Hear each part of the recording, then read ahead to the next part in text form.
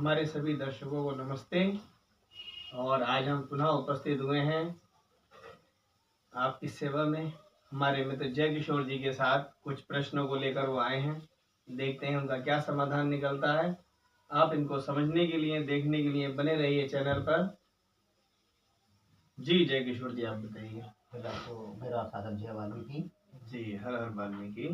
Sir, जितने भी संसार के अंदर धर्म संप्रदाय पैदा हुए हैं और सभी लोगों ने ईश्वर की बात करी है। जी, सभी लोगों ने धर्म ग्रंथों में और सबने केवल ईश्वर की बात करी है, मगर बीच में जो ये वर्ण व्यवस्था आ गई है और उसका लोगों ने विरोध भी करा है।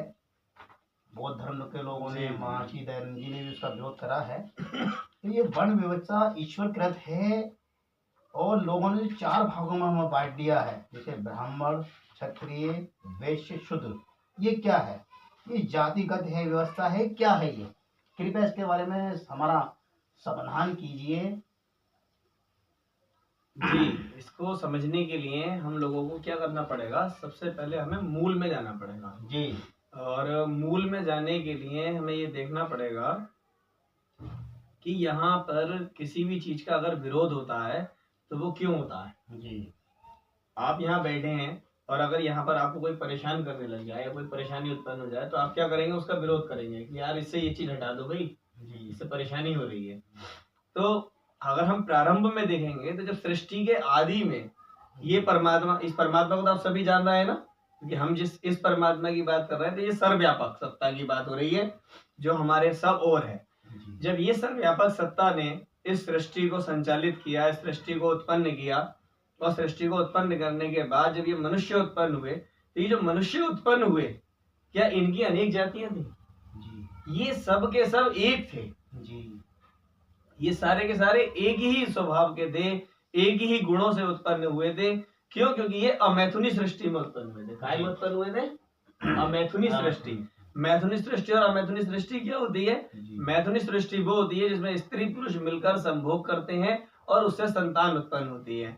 वो जो संतान उत्पन्न होती है वो बच्चे की अवस्था में उत्पन्न होती है, शिशु अवस्था में उत्पन्न होती है। फिर वो धीरे धीरे बढ़ते बढ़ते बढ़ते बढ़ते युवा अवस्था में, पूर्ण अवस्था में पहुंचता है।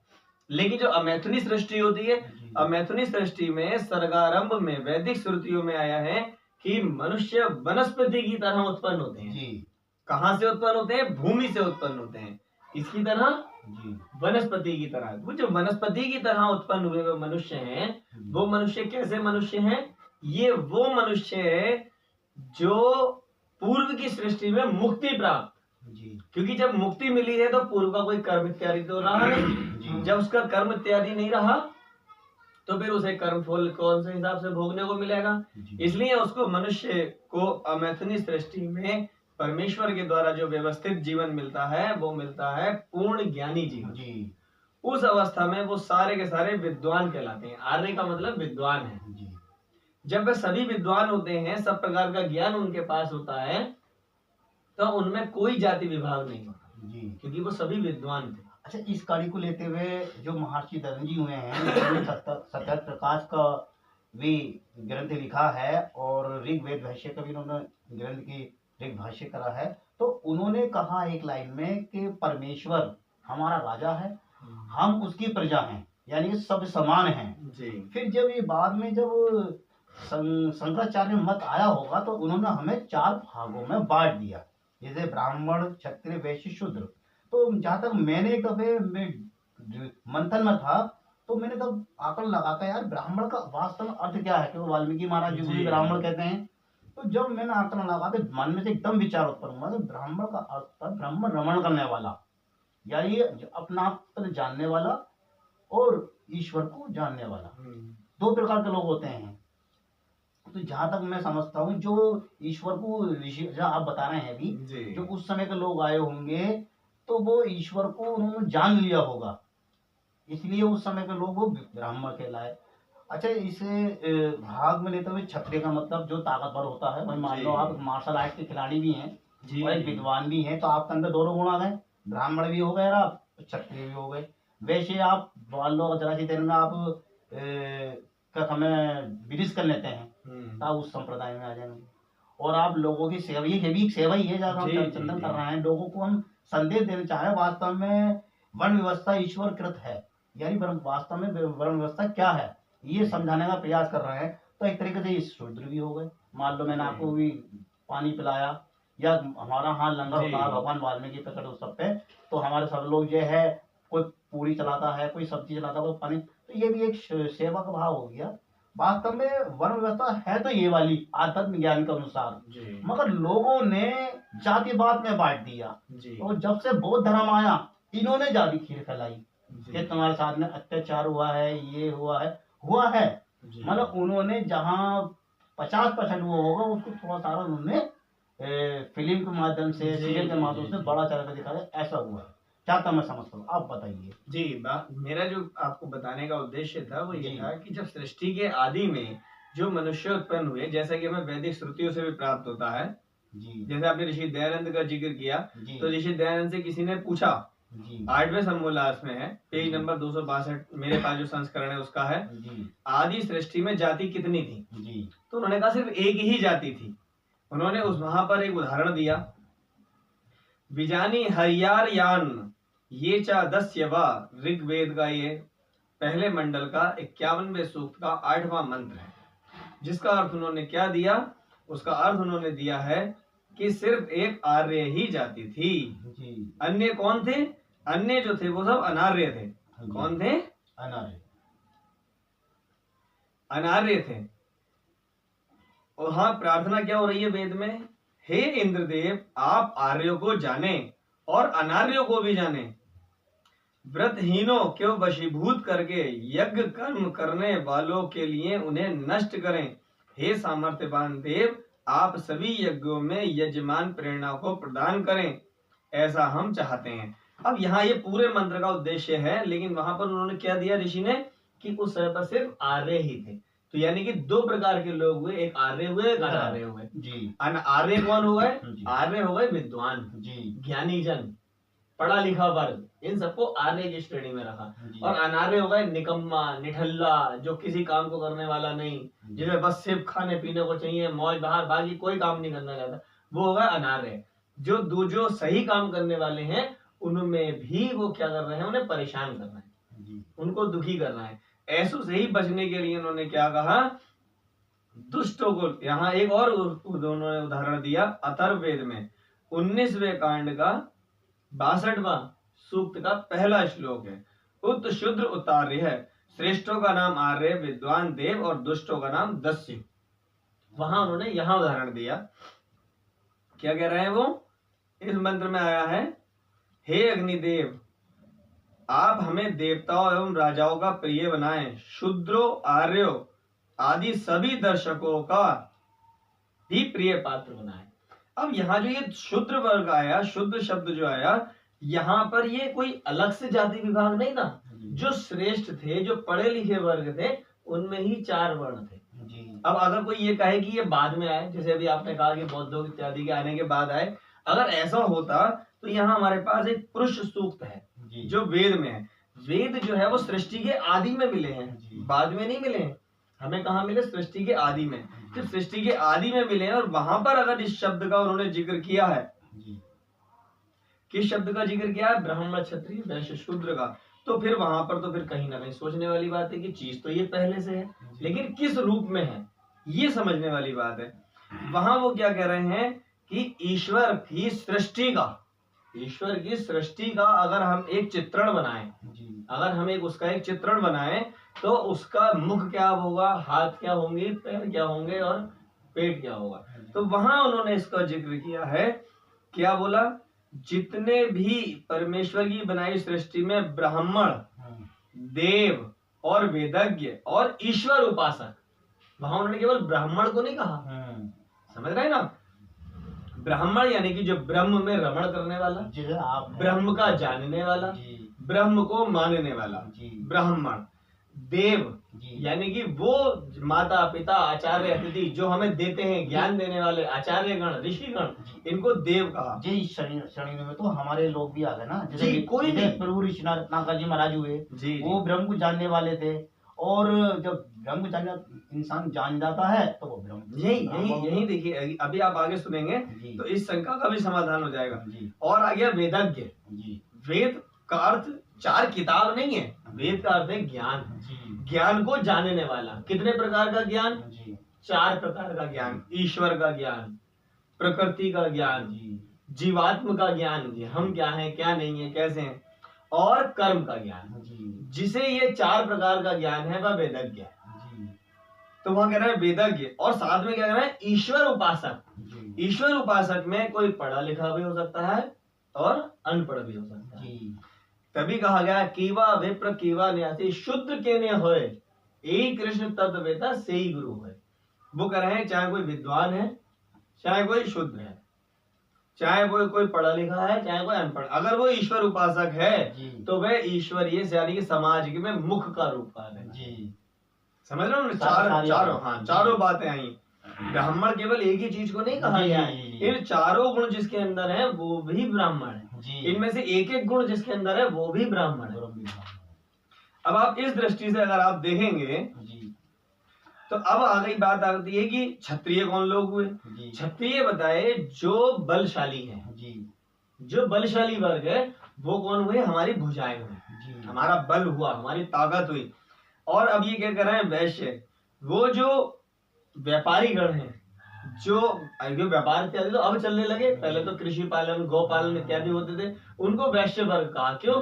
जिससे हमारे शरीर का पोषण होता है। अब आप ये देखिए कि हम जो भी कुछ खाते पीते हैं सबका जाता है पेट में। पेट में जाने के बाद उसका जो है मांस बनता है, ब्लड बनता है, अन्य तत्वों में बनता है, मल बनकर बाहर निकल जाता है, बाकी शरीर को पोषण तत्व मिलते हैं, तो इसलिए उसको वैश्य शब्द कहा। अब जैसे हम बताया कि अनार्य, तो जैसे रामायण काल में आप देखोगे तो कई चीजें मतलब महापुरुष हुए हैं जी। जैसे हम सम्मुख जी महाराज विद्वान भी हुए हैं जी। और महाभारत काल में देखोगे तो आप देखो कि बबरीक के जो पढ़े लिखे विद्वान भी थे और बलशाली भी थे जी। और एक शुद्ध वर्ग से एक व्यवस्था भी थी जी। तो ये कैटेगरी इसका मतलब जो आती वेदों ने करा तो ठीक था, दर्शाया तो जो सही था, मगर कुछ चंद लोगों ने अपना मत का अनुसार करके उसको गलत तरीके से दिखाना शुरू कर दिया। हाँ, अब फिर आदमी जो है उसे जातिवाद में डाल दिया। जो वहीं से कहानी जो है ईश्वरवाद को तो छोड़ दिया, जातिवाद में उल्लंघन करना शुरू कर दिया। ये भी अभी आपकी समझ में आ जाएगा। मैं जिस तरह से लेकर के चलना चाह रहा हूँ वो क्या है, यहाँ पर आपको समझ में आया वर्गीकरण क्या है? यह वर्गीकरण नहीं है, यहाँ समाज का गठन है जी। समाज का गठन है। जैसे आपने एक कहानी सुनी होगी अंधा और लंगड़ा जी। अंधे लंगड़े की कहानी सुनी होगी कि एक अंधा था और एक लंगड़ा था, ना तो लंगड़ा पार कर जा सकता था ना ही अंधा जा सकता था। तब उन दोनों ने क्या करा, मिल गए आपस में। लंगड़े को क्या हुआ, अंधे ने अपने कंधे पे बैठाया, उसकी आंखें थी, उन्हें रास्ता बताया और वो अपने पैरों से चलता चला गया। दोनों ने मिलकर के क्या करा, एक अपना मंजिल को प्राप्त कर लिया। ठीक इसी तरह ब्राह्मण क्षत्रिय वैश्य शूद्र ये कोई अलग अलग व्यक्तित्व नहीं है, ये एक समाज का रूप है, ये एक स्वरूप है और ये कम्युनिटी आपको हर जगह मिल जाएगी जी। अब आप जैसे मान लीजिए आप वाल्मीकि समाज में हैं जी। क्या वाल्मीकि समाज में पढ़े लिखे लोग नहीं है? बहुत पढ़े लिखे हैं। क्या वाल्मीकि समाज में ऐसे लोग नहीं है जो बिल्कुल अनपढ़ होंगे? बिल्कुल, जिन्हें कुछ पता ही नहीं है, जिन्हें अपने खाने पीने से मतलब है जी। ऐसे भी हैं। ऐसे लोगों का आप क्या काम करते हैं? ऐसे लोगों को आप क्या करते हैं, बोले भाई चल भाई तू यहीं पे साफ सुफ करने में लग जा, चल भाई तू बस इसकी व्यवस्था है हमारा। मैं वही बता रहा हूँ जी, हर कम्युनिटी में हर वर्ग का व्यक्ति मिल जाएगा। तो वहाँ जो पढ़ा लिखा वर्ग है आपके यहाँ का, वो क्या हो गया, ब्राह्मण का कार्य कर गया, आपके समाज का ब्राह्मण का कार्य करेगा। क्या आपके यहाँ पे ताकतवर लोग नहीं है, बलशाली लोग नहीं है क्या? तो वो जो है वो क्षत्रिय वर्ग में कहलाएंगे जी। आपके यहाँ क्या बिजनेसमैन नहीं है, व्यापारी नहीं है जी, वो सारे के सारे कौन कहलाएंगे, आपके वैश्य कहलाएंगे। ये आप हाल देख लो, कई मार्केट हमारे समाज की हैं, तो वो बिजनेसमैन हो गए तो वो वैश्य कहलाए, तो वो वैश्य वर्ग में आएंगे, उन्हें निकाल ही नहीं सकते आप जी। किस तरह से, जो वेद बता रहा है जी, वेद का ज्ञान जो हमें बता रहा है, उस दृष्टि से अगर आप देखेंगे तो ये हर कम्युनिटी में मिलेंगे। आप मुस्लिम समाज में चले जाइए, क्या मुस्लिम समाज में पढ़ा लिखा वर्ग नहीं है जी? है क्या आलिम वर्ग नहीं है? वो चाहे अपनी, चाहे वो उनकी किताब चाहे कैसी सही, उसकी में चाहे कुछ भी सही लिखा हुआ, लेकिन वो अपने उसका तो ज्ञानी है ना जी जी। और ऐसे ऐसे ज्ञानी हैं, जाकिर नायक का नाम सुना होगा बहुत जी, है शारिक अरवल्सी साहब का नाम सुना होगा जी। वो कौन सा चतुर्वेदी बना हुआ इस समय, वो चारों वेदों का ज्ञान करने के बाद में, तो क्या उन लोगों को क्या कहोगे आप? वो भी ब्राह्मण वर्ग में ही आएंगे। क्यों? क्योंकि अगर हम ब्राह्मण क्षत्रिय वैश्य शूद्र की कम्युनिटी का वर्णन वेद में आया है, तो वो क्या आया है? समाज का वर्णन किया है, एक अंग, हाँ, समाज का एक उन्होंने परिवार रूप दिया है, जिसमें मुख जो है वो ज्ञानी वर्ग है, ताकतवर वर्ग जो है वो भुजाएं हैं, और जो व्यापारी वर्ग है वो पेट है, और जो शूद्र वर्ग है वो सेवा करने वाला है। पैर हमारे। और ये सेवा करने वाले आपको बौद्ध धर्म में भी मिल जाएंगे, यानी कि बौद्ध कम्युनिटी में भी मिल जाएंगे, जो हमारा समाज चल रहा है उसमें भी मिल जाएंगे, ईसाई मत में भी किसी भी कम्युनिटी को आप उठा कर चारों चीजें मिलेंगी। ये आपको इससे हम निकाल ही नहीं सकते। क्यों? क्योंकि ये वेद अनुभूत है, वेद के द्वारा निर्देशित है, तो ये वर्ग को आप अलग नहीं कर सकते। अब हुआ क्या, कालांतर में जैसे जैसे व्यक्ति आगे बढ़ते चलेगा, यानी कि वो अमैथुनी सृष्टि वाले जो मनुष्य हुए, उन्होंने जब संतानें उत्पन्न करी मैथुन के द्वारा, तो जन्मना जायता शूद्र, क्योंकि जन्म से वो सब अज्ञानी। कोई भी बच्चा ज्ञानी थोड़ी होता है, अनपढ़ होता है, अज्ञानी होता है। उसे जैसे जैसे संस्कार मिले, जैसे जैसे माहौल में उसे रखा गया, जैसे जैसे उसे गुण दिए गए, वैसा वैसा वो बनता चला गया। जब वो बड़ा हुआ, जैसे हमारे यहाँ के गुरुकुलों में क्या हुआ करता था, गुरुकुल में बच्चा पढ़ने गया, ब्राह्मण का बच्चा भी जा रहा है, क्षत्रिय का बच्चा भी जा रहा है, सभी तरह के वर्गों के बच्चे जाते थे, और जैसे उनके गुण होते थे, उनके गुरु देखते थे कि इसमें क्या गुण कैसा है, वैसा उसका प्रशिक्षण मिलता था, और वो उसी प्रकार से उसके आगे जीवन रखा जाता था कि अब तुम कैसा जीवन जीना चाहते हो। जब बाबा साहब अम्बेडकर जी स्कूल में पढ़ते थे, तो उन्हीं के गुरु ने अपना नाम दिया जी, कि अम्बेडकर जो पढ़ा है उन्होंने अपना नाम दिया। तो ये आपकी बात जो सिद्ध होती है वो यहाँ से शुरू होती है कि जो गुरु चाहता है ना जी, जैसे मान लो मैं गुरु जी के प्रति बहुत वो था, ये उनसे प्यार करता था, और हर वक्त तो चिंतन मंथन करता रहता था, उनके लिए जागरूक था बहुत। तो उन्होंने मेरा जो भाष्य, मेरा जिक्र पावन वाल्मीकि चार शब्दों के अंदर कर दिया। ये तो मुझे काफी समय के बाद पता लगा कि यार गुरु जी ने मेरा नाम वर्ण कर दिया। बताइए, शिष्य तो बहुत भी थे पंजाब के अंदर, जलंधर के अंदर, लुधियाना, यानी कि पूरे भारत में उनके शिष्य थे जी। मगर उन्होंने, मैं अनपढ़ जाहिल, मगर फिर भी उन्होंने क्या सोच के मत रखा एक शिष्य को कि यार इसका नाम यहाँ दिया जाए, क्योंकि मेरा प्रति उनके प्रति बहुत बड़ा लगाव था, धर्म के प्रति भी और उनके प्रति भी। मैं संस्थाबाजी में ध्यान नहीं देता था, नहीं पद पे ध्यान, मेरा जो ध्यान था वास्तविक में उनके प्रति था, धर्म के प्रति और उनके प्रति। इसलिए उन्होंने सीढ़ी रखते हुए, मैं आपकी बात रख रहा हूँ जी, मैं समझ रहा हूँ, तो उन्होंने वहां उठा के मेरा नाम चार शब्द में दर्शा दिया। तो वो क्यों आ गया? क्योंकि उन्होंने देखा कि इसका ब्रह्म के प्रति लगाव है। जी। भाई वो ब्रह्म को वाल्मीकि नाम से संबोधित कर रहा है, इसका वाल्मीकि के प्रति लगाव है, इसका ईश्वर के प्रति लगाव है।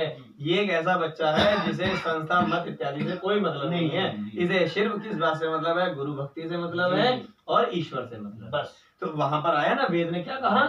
ब्राह्मण यानी कि ब्रह्म में रमण करने वाला, वेदज्ञ यानी कि ज्ञान को जानने वाला, ईश्वर उपासना करने वाला। तो श्रेणी में उन्होंने आपको रखा और आप ब्राह्मण का कार्य कर रहे हैं। अब आप एक बात बताइए कि आप हैं, आप अपने आप को कहते हैं कि मैं अनपढ़ हूँ। क्यों अनपढ़ कह रहे हैं आप? क्योंकि आप किसी स्कूल से आपने कोई डिग्री प्राप्त नहीं करी है, आपने हाई स्कूल नहीं करा, आपने इंटर नहीं करा, आप ये नहीं कर पाए। लेकिन क्या आपके अंदर ज्ञान के मोती नहीं है? इस ज्ञान के मोती को कौन नजरअंदाज करेगा? जब आप बोलते हैं तो क्या आपके अंदर से ज्ञान प्रकट नहीं होता है? एक अनपढ़ व्यक्ति ऐसा बोलेगा? तो यहाँ जो पक्ष आ रहा है वो आ रहा है कि गुणों के अनुसार जिसका जैसा गुण, उसको जैसे गुण भाव मिलेंगे, जैसी संगति मिलेगी, वो वैसा बनता चला जाएगा। जी। गाय को आप, भैंस को आप, शेर को आप कितनी संगति में रख लो, वो अपनी गुणों को नहीं छोड़ सकते। लेकिन मनुष्य की अपनी कोई संगति, संस्कृति वो नहीं है, प्रकृति। उसको जैसे माहौल में रखोगे वो वैसा बन जाएगा। कुछ लोगों ने इसका वो करने के लिए एक बच्चे को पशुओं के बीच में रख दिया, वो पशुओं जैसा बनने लगा, उसका व्यवहार वैसा करने लग गया। फिल्म है नहीं टार्जन, पशु बनने लगा, वो वैसा व्यवहार करने लगा। जैसे ही उसको हटा करके विद्वानों के बीच में रखा, वो विद्वानों जैसा व्यवहार करने लगा।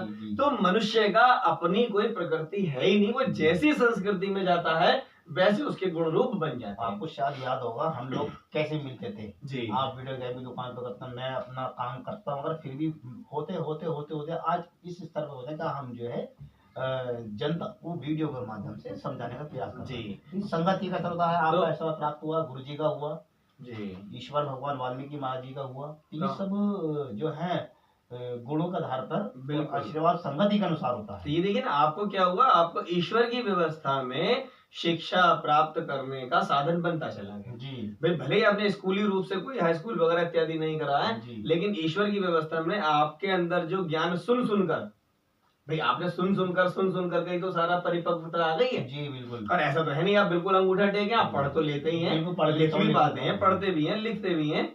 तो ये ऐसे ही आप देखेंगे हमारे उस पक्ष को कि ब्राह्मण क्षत्रिय वैश्य शूद्र ये क्या है, एक वर्गीकरण है कैसा किसी भी कम्युनिटी के स्वरूप को बनाने का।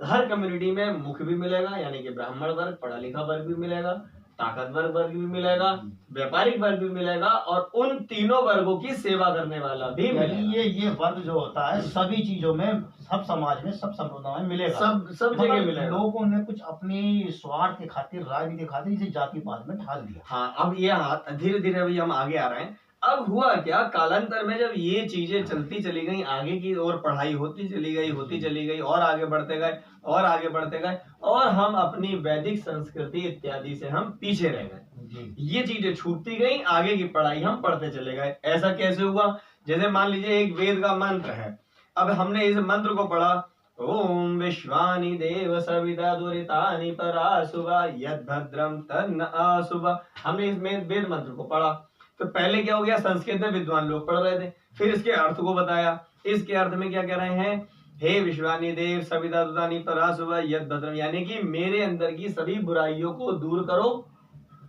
मेरे अंदर की सभी बुराइयों को दूर करो और मेरे अंदर अच्छे गुणों को ग्रहण कराएं।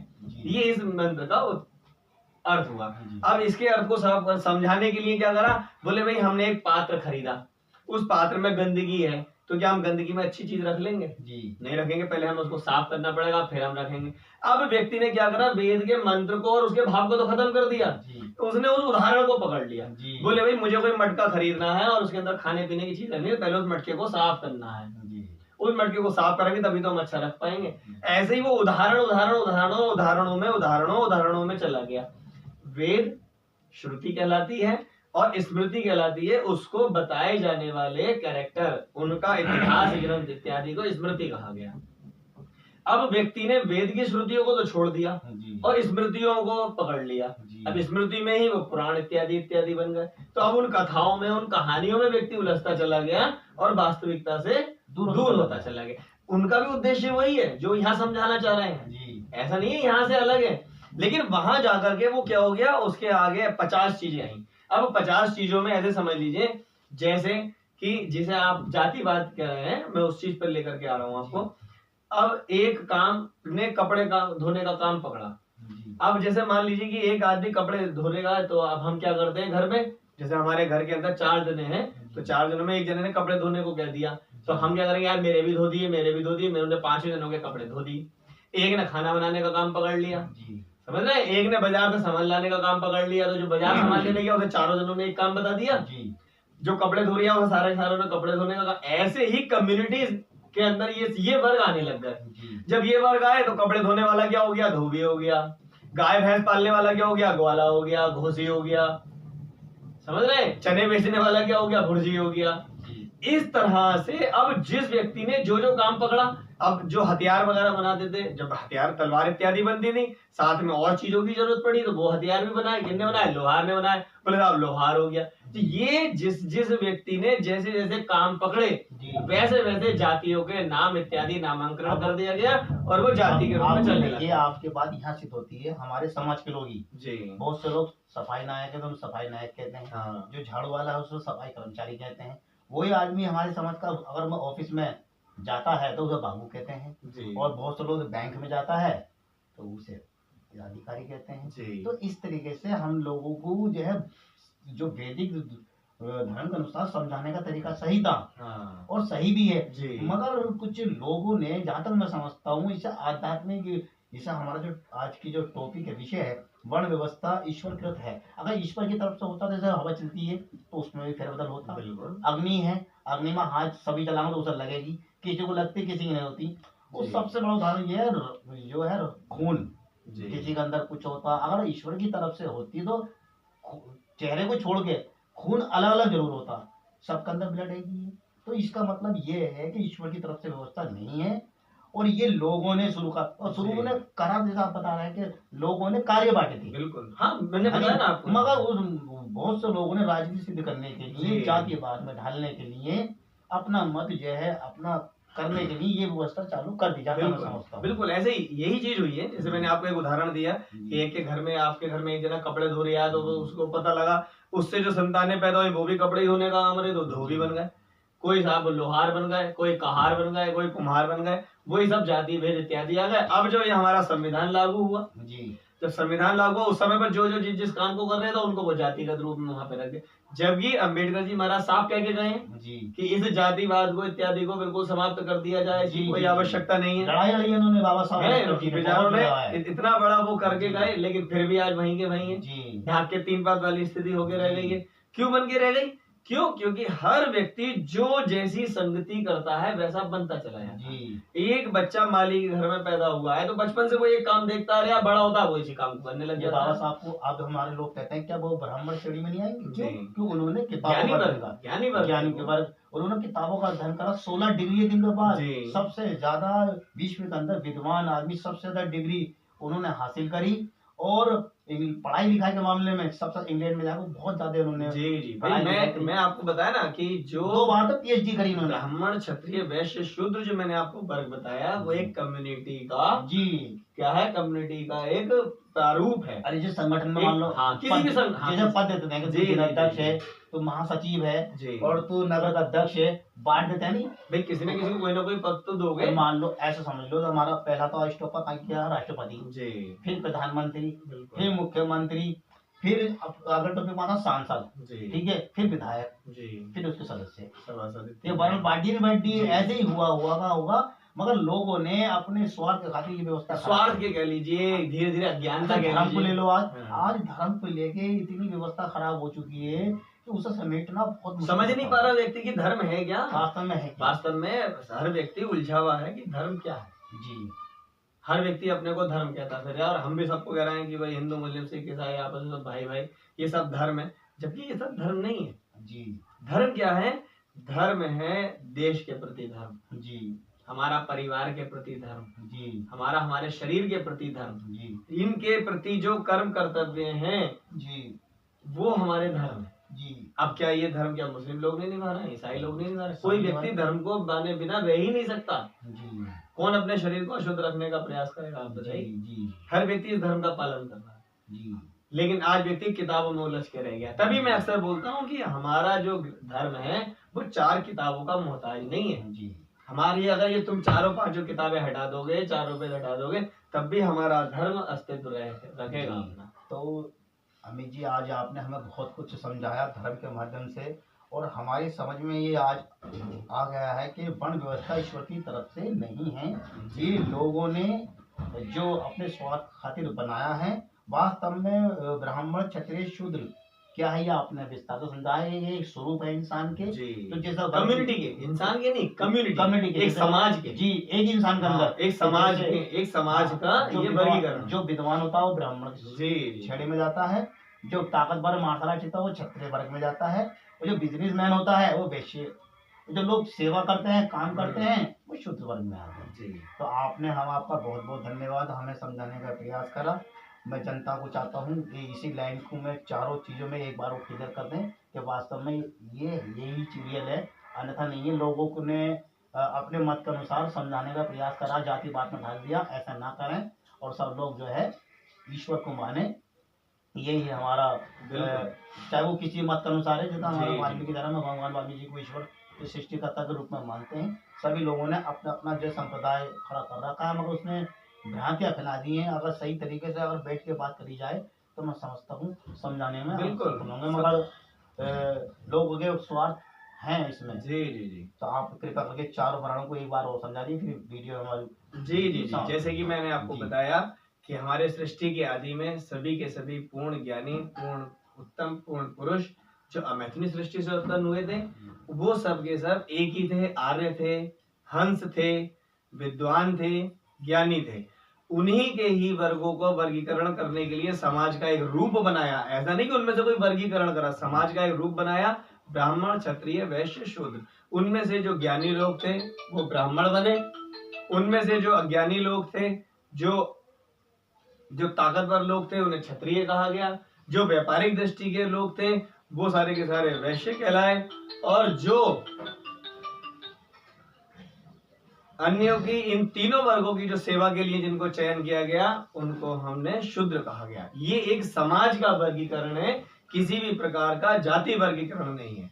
हमारे यहाँ पर आश्रम व्यवस्था है, वर्णाश्रम व्यवस्था है, इन्हीं के आधार पर देखा जाता है कि कौन किस श्रेणी में आ रहा है, उसके आधार पर ही उसका गुणकर्म किया जाता है। ये आपको सभी वर्गों में मिलेंगे, किसी भी आप कम्युनिटी को उठाकर देख लीजिए, क्योंकि ये समाज का वर्गीकरण है, किसी व्यक्ति का वर्गीकरण नहीं है।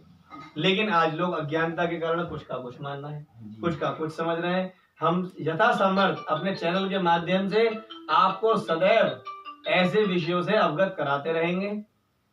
बहुत बहुत धन्यवाद हमारे चैनल से जुड़ने के लिए। इसको आप भी देखिए, समझ आए तो अन्यों को भी दिखाइए। बहुत बहुत धन्यवाद। जय वाल्मीकि। हर हर वाल्मीकि। नमस्ते जी।